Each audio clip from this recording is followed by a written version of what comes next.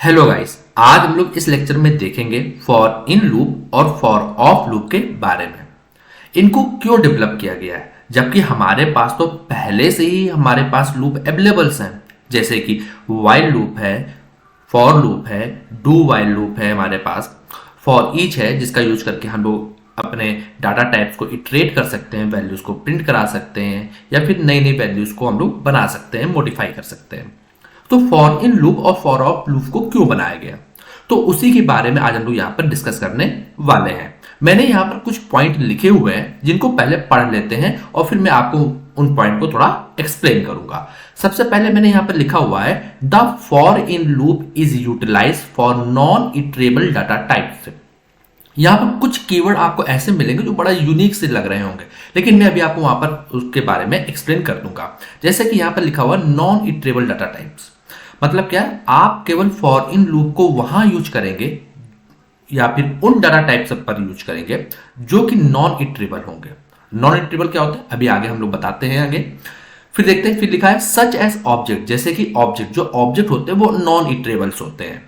While the for of loop is employed for iterable data type, मतलब क्या है, for in loop को आप केवल उन डाटा टाइप पर लगा सकते हैं जो कि नॉन इटरेबल्स होते हैं, और फॉर ऑफ लूप वहां लगा सकते हैं जो कि इटरेबल डाटा टाइप्स होते हैं। डाटा टाइप्स के ऊपर हमने पहले से ही वीडियो बनाई हुई है, अगर आपने वो नहीं देखी है तो आप उसको देख लीजिएगा पहले, या फिर मैं वीडियो में उसकी लिंक जो है वो डाल दूंगा डिस्क्रिप्शन में, वहां पर आप उसको पा सकेंगे।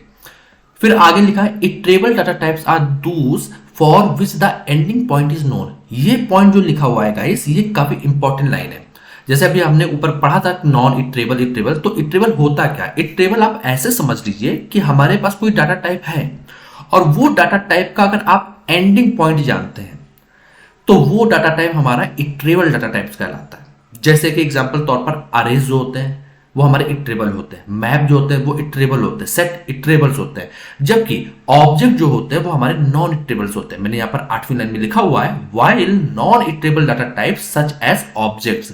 ऑब्जेक्ट्स का कभी भी हम लोग को एंडिंग पॉइंट नहीं पता होता है, लेकिन आप कहेंगे कैसे नहीं पता होता, हमें पता तो होता है। तो मैं आपको कुछ एग्जाम्पल दिखाता हूं। जैसा कि आप देख रहे हैं, मैंने यहाँ पर एक ऑब्जेक्ट को बनाया है और ऑब्जेक्ट में मैंने कुछ पॉइंट्स लिखे हुए हैं, जैसे कि मैंने लिखा नेम, एड्रेस डाल दिया, ऐड कर दिया, फिर एक नंबर की का मैंने उठाया और उसको भी मैंने ऑब्जेक्ट के अंदर इंसर्ट कर दिया। जैसे हम लोग को पता है कि ऑब्जेक्ट जो होता है वो केवल उसमें जो कीज होती हैं वो स्ट्रिंग में होती है। मैंने यहाँ नंबर लिखा जरूर है, लेकिन वो उसको एक की जो है वो स्ट्रिंग की तरह ट्रीट कर रहा होगा।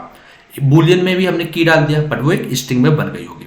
तो मैंने यहाँ पर एक ऑब्जेक्ट बनाया, तो आप कहेंगे कि हमें यहाँ दिख तो रहा है कि जो ऑब्जेक्ट है जो स्टार्ट हुआ है वो ऑब्जेक्ट हमारा नेम नाम की की से स्टार्ट हुआ है, और उसका एंडिंग पॉइंट क्या है, ट्रू नाम की जो की है वहां पर जाके वो एंड हो रहा है। बट ये ट्रू नहीं है, ये सच नहीं है। अगर आपको ऑब्जेक्ट में ऐसा लगता है कि भैया हमारी कीज और जो वैल्यूज है वो उनका सीक्वेंस अगर सेम रहता है जैसा हम लोग बनाते हैं, तो वैसा कभी भी नहीं होता है। मैंने इसके ऊपर भी वीडियो बनाई हुई है, मैंने वहां पर आपको बताया है कि ऑब्जेक्ट होते क्या हैं, अरेज क्या होते हैं, उनके ऊपर भी मैंने वहां पर डिस्कस किया हुआ है। तो जो ऑब्जेक्ट होते हैं हमारे, वो उनका जो ऑर्डर होता है वो नॉन ऑर्डर होते हैं, मतलब वो ऑर्डर्ड में कभी भी नहीं होते, उनका जो सीक्वेंस होता है वो बदलता रहता है। अगर आपको इसको कंसोल करके मैं अभी अगर आपको दिखाऊं तो इसका सीक्वेंस कभी भी आपको सेम नहीं मिलेगा। जैसे कि मैं यहाँ पर जल्दी से कंसोल कर लेता हूँ, console.log, और obj मैंने यहाँ पर लिख दिया। तो आप देखेंगे यहाँ पर हमारे टर्मिनल में, कंसोल में, यहाँ पर कुछ वैल्यूज जो ऑब्जेक्ट है वो प्रिंट होकर आ गया। आप देखेंगे यहाँ पर कि मैंने जो ऑब्जेक्ट बनाया था उसकी जो सबसे पहले की थी वो कौन सी थी, नेम नाम की थी, जबकि यहाँ पर तो नेम नाम की की जो है वो 3rd नंबर पे आ रही है, तीसरे नंबर पे आ रही है। तो इसका मतलब क्या है कि हम लोग ने जो सोचा था कि एंडिंग पॉइंट ट्रू वाला होगा, तो ये ट्रू नहीं है, सच नहीं है। एंडिंग पॉइंट बदल नहीं सकता। जैसे कि आप कहेंगे भैया एंडिंग पॉइंट यहाँ ट्रू इक्वल टू फॉल्स लिखा है, तो ट्रू तो यहाँ पर भी आ रहा है, तो इसके सीक्वेंस को बदल दो। तो मैं यहाँ से अगर मैं इसको कट करके मैं अगर सीक्वेंस बीच में डाल दूं आके, तो सीक्वेंस हो सकता है बदल जाएगा यहाँ पर। सी, अब आपको लगेगा कि एंडिंग पॉइंट हमारा 10 यहाँ पर है, जबकि 10 जबकि यहाँ पर कहां मिल रहा है आपको, पहले वाले पोजीशन पे मिल रहा है। ट्रू वाला आपको कहां मिल रहा है, लास्ट वाले मिल रहा है, जबकि लास्ट वाला जो हमारा की है वो कौन सी है, 10 नंबर वाली है। तो सीक्वेंस कभी भी यहाँ पर सेम आपको मिलने वाला नहीं है। तभी कहा जाता है कि ऑब्जेक्ट जो होते हैं वो अनऑर्डर्ड होते हैं, उनका कभी भी ऑर्डर मेंटेन नहीं होता। तो आप ऐसा समझ लीजिए कि इटरेबल वो है जिनका एंडिंग पॉइंट हमेशा फिक्स रहता है, वो कभी चेंज नहीं होगा। एंडिंग बोले या फिर स्टार्ट और एंडिंग दोनों बोले तो ज्यादा बेटर, ज्यादा अच्छा रहता है।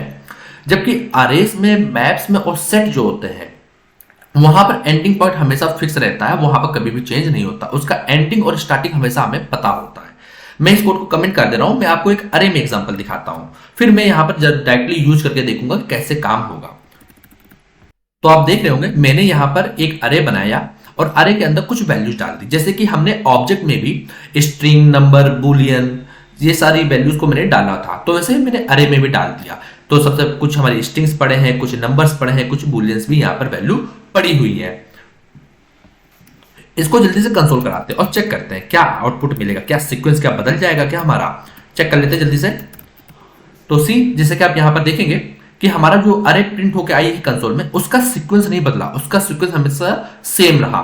जैसे कि मैंने 0 इंडेक्स पे टेक डाला था तो 0 इंडेक्स पे ही हमें टेक मिला, और सबसे लास्ट वाले इंडेक्स पे कोड पड़ा था तो यहां पर भी सबसे लास्ट में कोड पड़ा है।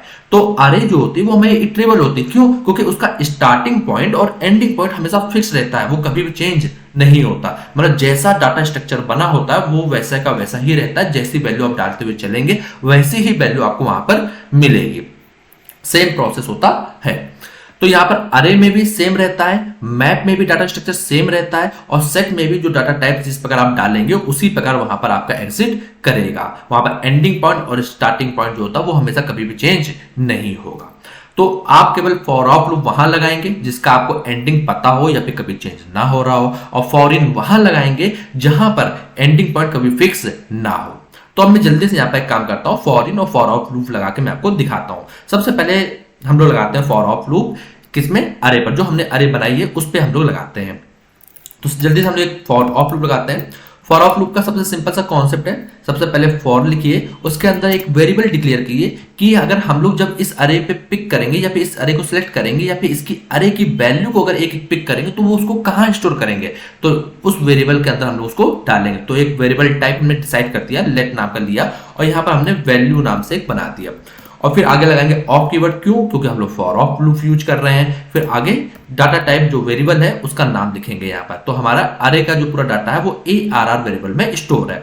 अब सिंपल से यहाँ पर कर्ली ब्रेसेस लगा के हम लोग इस वैल्यू को प्रिंट करा सकते हैं। सिंपल से console.log और वैल्यू को प्रिंट कराया तो आप देखेंगे यहाँ पर आपकी सारी की सारी वैल्यू प्रिंट होके आ गई है।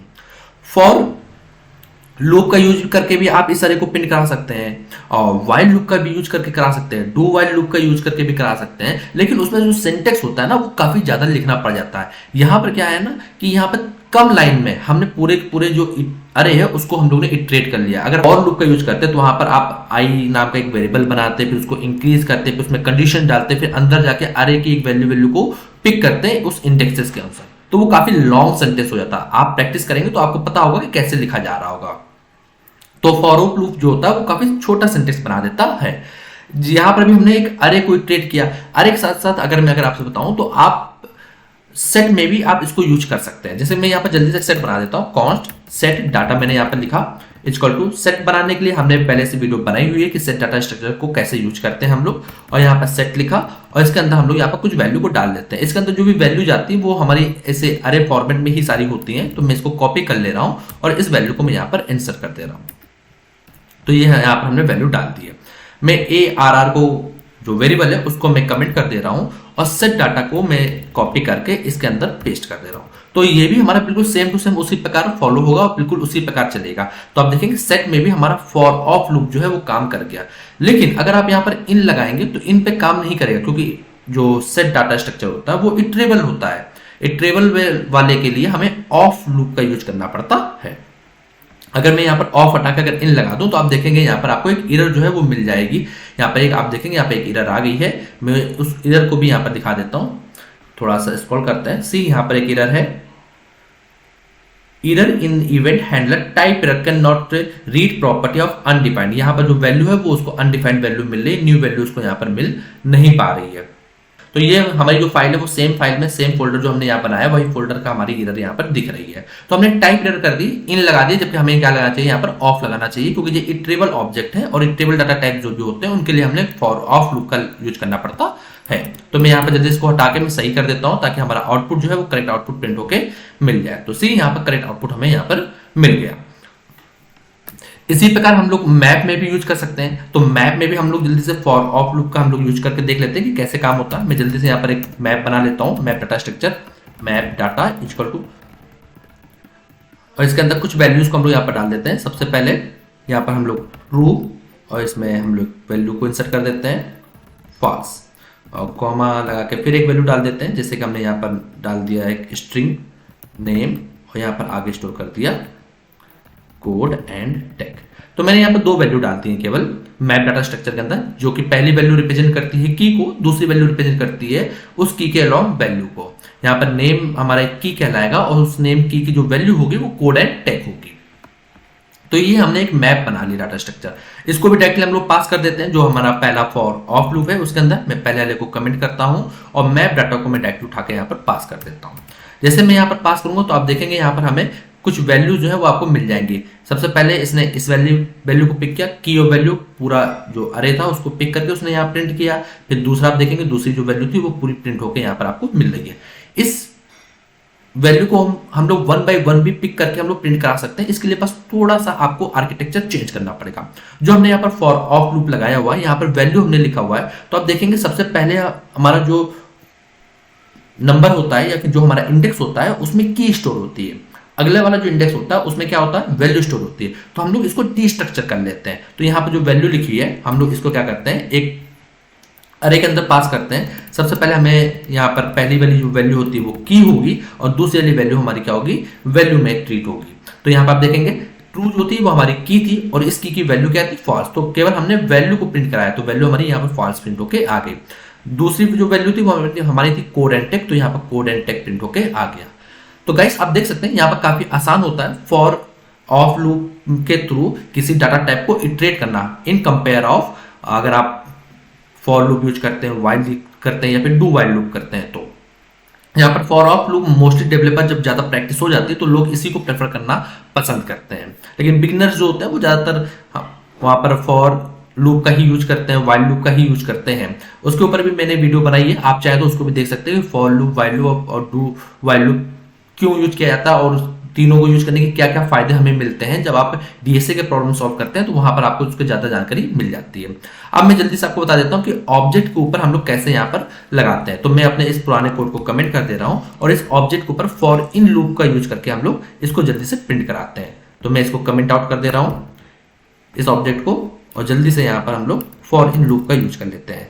सिंटेक्स दोनों का सेम ही होता है लिखना। यहाँ पर लेट लगाइए, एक वैल्यू लिख लेते हैं यहाँ पर, और यहाँ पर इन कीवर्ड का यूज करेंगे। ऑब्जेक्ट के को हम लोग इटरेट करना है, सिंपल था। तो यहाँ पर हम लोग आगे अब देखेंगे ऑब्जेक्ट में भी दो चीजें होती है, एक होता है नेम या फिर एक कहते हैं की, और दूसरी होती है वैल्यू। तो हमें ये दोनों प्रिंट करानी है 1 by 1, तो आप प्रिंट करा सकते हैं। तो यहाँ पर मैं जल्दी से कंसोल करता हूँ, कंसोल डॉट लॉग, और ब्रैकेट के अंदर हमने यहाँ पर वैल्यू डाली। तो आप देखेंगे यहाँ पर जो आपको प्रिंट होकर यहाँ पर मिलेगा वो आपको कीज केवल प्रिंट होकर मिलेंगी। सबसे पहले 10 जो की है वो आपको यहाँ प्रिंट होकर मिल गई, नेम जो है वो आपको यहाँ पर प्रिंट होकर यहाँ पर मिल गया, और एड्रेस यहाँ पर प्रिंट होकर मिल गया। लेकिन अगर आप यह सोच रहे हैं कि भैया यहाँ पर जैसे इसका जो डाटा होता है पूरा, वो जैसे अभी हम लोग ने ऊपर किया था कि एक अरे पास कर दिया यहाँ पर और वैल्यू लिख दिया और कॉमा करके की लगा देते हैं, तो यहाँ पर इस सीक्वेंस में चल जाए, तो ये इस सीक्वेंस में नहीं चलेगा, ये थोड़ा ये अलग आउटपुट देगा। यहाँ पर आपको सेम आउटपुट मिलने वाला नहीं है। आउटपुट मिलेगा कैसे, तो आपको ओरिजिनल वैल्यू प्रिंट करानी है, तो वैल्यू कैसे प्रिंट कराएंगे उसको भी हम लोग यहाँ पर आपको दिखा देते हैं। जो फॉर इन लूप होता है वो केवल आपको की रिटर्न करता है, की जो होती है वो वैल्यू केवल आपको प्रिंट करके देता है। तो यहाँ पर हमने वेरिएबल का नाम चेंज कर दिया, मैंने यहाँ पर की कर दिया, तो आप देखेंगे यहाँ पर की सारी प्रिंट होकर आ गई। अब इस की के अलॉन्ग वैल्यू प्रिंट करानी, तो कैसे प्रिंट कराएंगे, जो हमारे पास ऑब्जेक्ट है उस ऑब्जेक्ट को लेंगे और इस ऑब्जेक्ट के अंदर हम लोग इस की को पास कर देंगे। तो हम लोग जानते हैं ऑब्जेक्ट के अंदर जो कीज होती है उनको हम लोग कैसे प्रिंट कराते हैं। तो हमने की पास किया इस ऑब्जेक्ट के अंदर, तो सबसे पहले हमें मान लो नेम, हमने की को पास किया तो हमने नेम के अलॉन्ग सत्यम जो है वो प्रिंट होकर यहाँ पर मिल जाएगा। फिर एडीडी पास होगा तो उसके अलॉन्ग जो वैल्यू है वो कानपुर वो यहाँ पर प्रिंट होकर मिल गई। ट्रू पास होगा तो उसके अलॉन्ग वैल्यू जो है फॉल्स वो हमें यहाँ प्रिंट होके मिल गई। तो फॉर इन लूप में हम लोग अरे डिस्ट्रक्चर का कॉन्सेप्ट होता है वो यहाँ पर नहीं लगता गाइस। यहाँ पर केवल आपको एक की मिलती है स्टार्टिंग में और उस की के अलॉन्ग आपको ऑब्जेक्ट को इटरेट करना पड़ता है और वैल्यू को प्रिंट कराना पड़ता है। तो गाइस आई थिंक यहाँ पर जो फॉर इन लूप है और जो फॉर ऑफ लूप है इसका कॉन्सेप्ट आपको समझ में आ गया होगा। अगर फिर भी अगर कोई डाउट लगता है, कोई परेशानी अगर आपको होती है तो आप हमसे कमेंट करके पूछ सकते हैं, मैं आपको वहां पर उसका सॉल्यूशन बता दूंगा, या फिर 1-to-1 सेशन क्रिएट करके भी मैं आपको वहां पर डिस्कस कर लूंगा। तो गाइस, अगर आपको यह वीडियो पसंद आई हो तो इस वीडियो को लाइक करें और चैनल को सब्सक्राइब करें।